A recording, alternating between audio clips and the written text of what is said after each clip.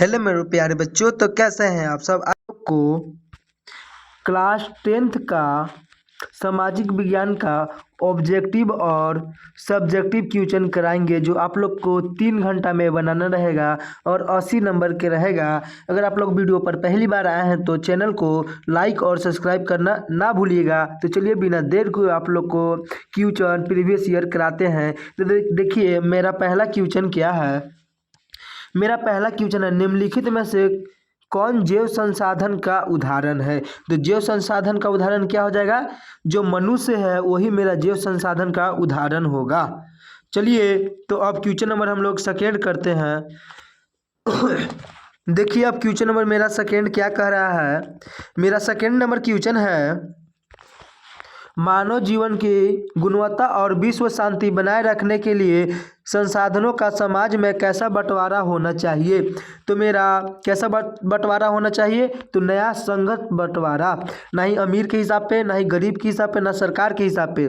तो इसलिए मेरा दूसरा का करेक्ट आंसर हो जाएगा ऑप्शन नंबर डी। देखिए अब क्वेश्चन नंबर मेरा 3 क्या कह रहा है। 3 नंबर मेरा क्वेश्चन है, निकोबारी कबूतर किस जाति के श्रेणी में आता है। जो निकोबारी कबूतर है वो किस जाति के श्रेणी में आता है, तो स्थानिक जाति के श्रेणी में आता है। तो मेरा 3 का करेक्ट आंसर हो जाएगा ऑप्शन नंबर सी। चलिए तो अब 4 नंबर मेरा क्वेश्चन क्या कह रहा है, चलिए देखते हैं 4 नंबर क्वेश्चन। मेरा 4 नंबर क्वेश्चन है, निम्नलिखित में से कौन सुमेलित नहीं है। तो कौन सुमेलित नहीं है, जो ऑप्शन नंबर मेरा डी है उस सुमेलित नहीं है। गंगा से भागर नगर परियोजन इस सुमेलित नहीं है। 4 का करेक्ट आंसर हो जाएगा ऑप्शन नंबर डी। तो देखिए मेरा 5 नंबर क्वेश्चन क्या कह रहा है। मेरा 5 नंबर क्वेश्चन है, रबी फसल को किस ऋतु में बोया जाता है। जो रबी फसल है उसको किस ऋतु में बोया जाता है, तो रबी फसल को शीत ऋतु में बोया जाता है। 5 का करेक्ट आंसर हो जाएगा ऑप्शन नंबर बी। तो चलिए अब 6 नंबर में हम क्वेश्चन करते हैं।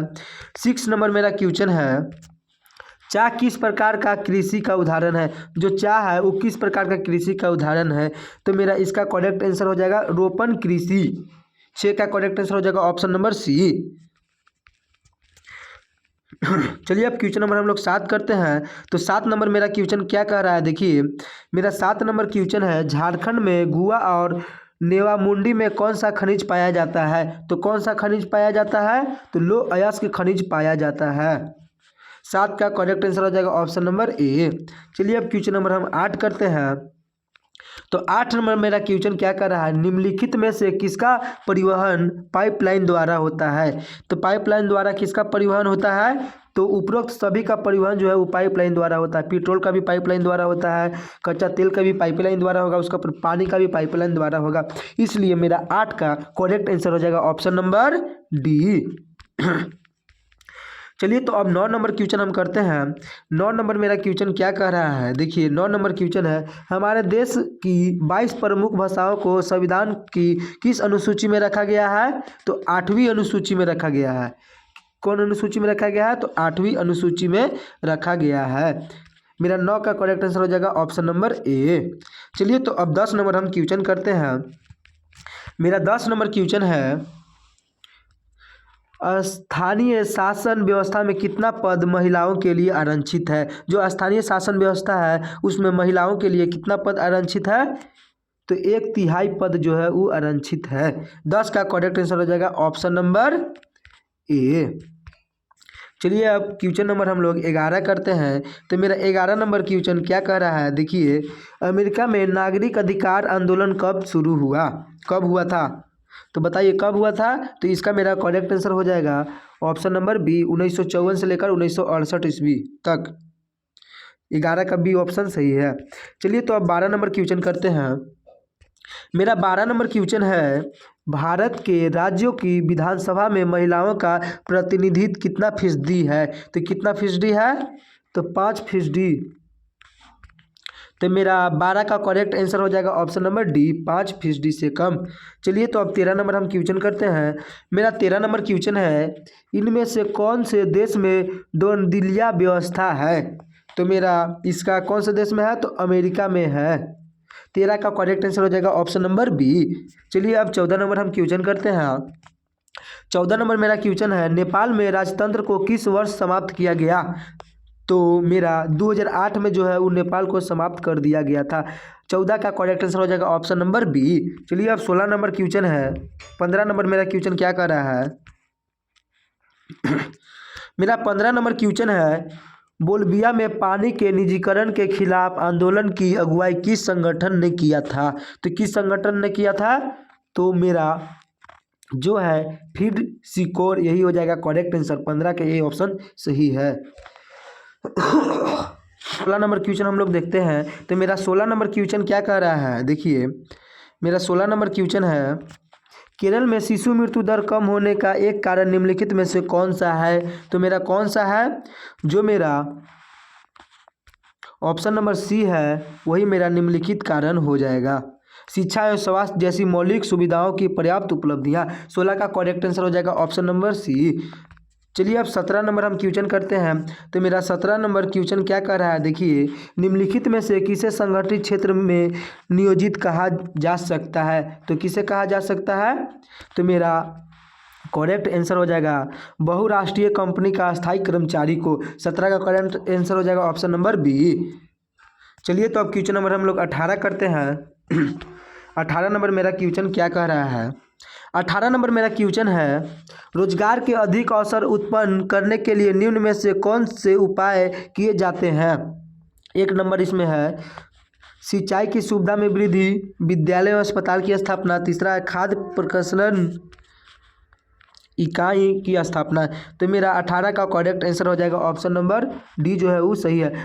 1 भी सही है, 2 भी सही है, 3 भी सही है।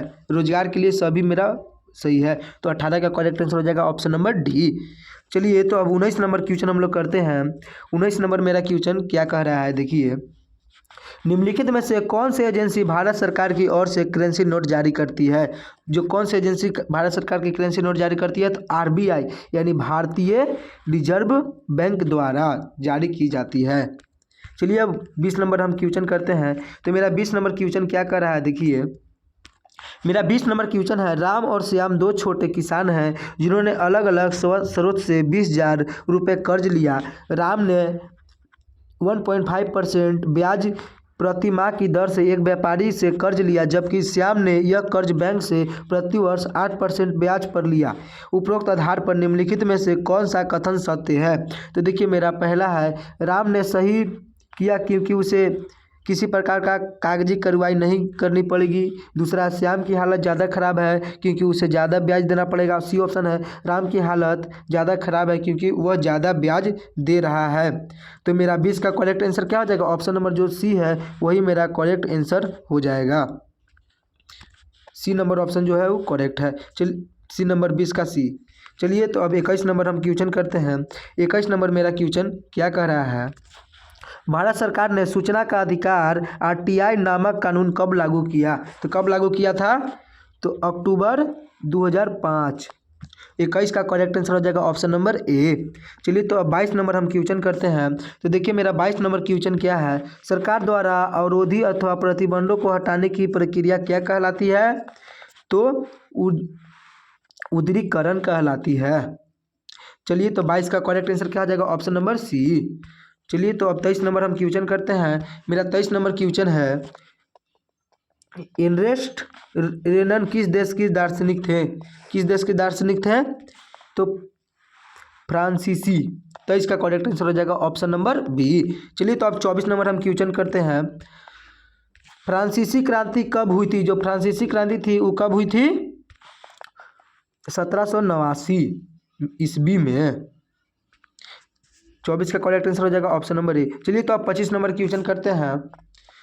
यंग इटली भूमिगत संगठन के संस्थापक कौन थे? जो यंग इटली है भूमिगत संगठन के संस्थापक कौन थे? जयू। 25 का करेक्ट आंसर हो जाएगा ऑप्शन नंबर सी, जयू सेमीरत्नी। चलिए तो अब 26 नंबर क्वेश्चन करते हैं। महात्मा गांधी दक्षिण अफ्रीका से भारत कब लौटे? जो महात्मा गांधी थे वो दक्षिण अफ्रीका से भारत कब लौटे थे? तो कब लौटे थे? जनवरी 1915 को। करेक्ट आंसर हो जाएगा ऑप्शन नंबर ए। 26 का correct answer option number A. चलिए अब 27 नंबर क्वेश्चन करते हैं। तो देखिए, मेरा 27 नंबर क्वेश्चन है, पूर्व डॉक्टर भीमराव अम्बेडकर किसके मध्य हुआ था? तो किसके मध्य हुआ था? तो महात्मा गांधी के मध्य हुआ था। 27 का करेक्ट आंसर हो जाएगा ऑप्शन नंबर डी। चलिए अब 28 नंबर हम क्वेश्चन करते हैं। तो मेरा 28 नंबर क्वेश्चन है 1890 के दशक में रिडरपेस्ट नामक बीमारी किस देश में बहुत तेजी से फैली थी? तो किस देश में बहुत तेजी से फैली थी? तो अफ्रीका में बहुत तेजी से फैली थी। 28 का करेक्ट आंसर हो जाएगा ऑप्शन नंबर बी। चलिए तो अब 29 नंबर हम क्वेश्चन करते हैं। तो मेरा 29 नंबर क्वेश्चन है निम्नांकित में से कौन देश मित्र राष्ट्र के पाले में था? तो कौन था? जो ब्रिटेन था वही मित्र राष्ट्र के पाले में था। 29 का करेक्ट आंसर हो जाएगा ऑप्शन नंबर सी। चलिए तो अब मेरा लास्ट ऑब्जेक्टिव क्वेश्चन बचा है 30 नंबर। जो 30 नंबर क्वेश्चन क्या है देखिए, स्पिलिंग जेनी मशीन किसके द्वारा बनाई गई थी? तो किसके द्वारा बनाई गई थी? तो मेरा इसका करेक्ट आंसर हो जाएगा ऑप्शन नंबर सी, जेम्स साहाग्रीजी। तो इसका करेक्ट आंसर हो जाएगा ऑप्शन नंबर सी। तो हम आप लोग को 30 ऑब्जेक्टिव क्वेश्चन करा दिए हैं। अब देखिए मेरा सब्जेक्टिव क्वेश्चन है जो बहुत ही आसान है। आप लोग इसका एक स्क्रीनशॉट मार लीजिए। ये सब क्वेश्चन आप लोग को नेक्स्ट वीडियो में हम आप लोग को सब्जेक्टिव में कराएंगे। वेरी शॉर्ट क्वेश्चन रहेगा। इसमें आप लोग को 6 क्वेश्चन का जवाब देना होगा। देखिए फिर मेरा लघु उत्तरीय प्रश्न रहेगा। इसमें 150 शब्दों में लिखना होगा। जलियांवाला बाग हत्याकांड कब हुआ था? संक्षिप्त नोट में लिखे। आप लोग को नेक्स्ट वीडियो में इसका हम आप लोग को क्वेश्चन आंसर करा देंगे। अगर वीडियो पसंद आया है तो चैनल को लाइक और सब्सक्राइब करना ना भूलिएगा। आप लोग को क्लास 8, 9, 10, 11, 12 की तैयारी इसी चैनल पे कराई जाएगी और चैनल को सब्सक्राइब करके रख लीजिएगा। चलिए मिलते हैं नेक्स्ट वीडियो में, तब के लिए थैंक यू।